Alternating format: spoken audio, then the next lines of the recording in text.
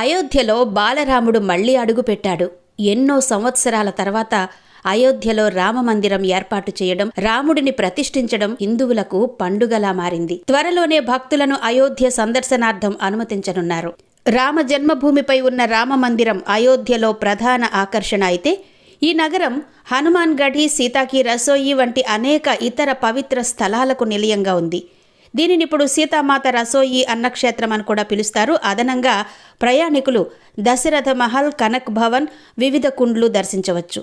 నగరం శాంతి ప్రశాంతతను అనుభవించడానికి ఉత్తమమైన మార్గాల్లో ఒకటి ఇక్కడ ఉన్న అనేక ఘాట్లలో, ముఖ్యంగా రామ్ ఘాట్, లక్ష్మణ్ ఘాట్ వద్ద సరయూ నది వద్ద సూర్యాస్తమయాన్ని వీక్షించడం. గుప్తర్ ఘాట్, నయా ఘాట్లతో సహా ఈ ఘాట్లు శివుడికి అంకితం చేయబడిన నాగేశ్వరనాథ్ ఆలయం కూడా ఉంది. ఇది రాముడి కుమారుడు కుశ పర్యవేక్షణలో నిర్మించారు. వీటిని దర్శిస్తే మీకు మధురానుభూతి కలగడం ఖాయం.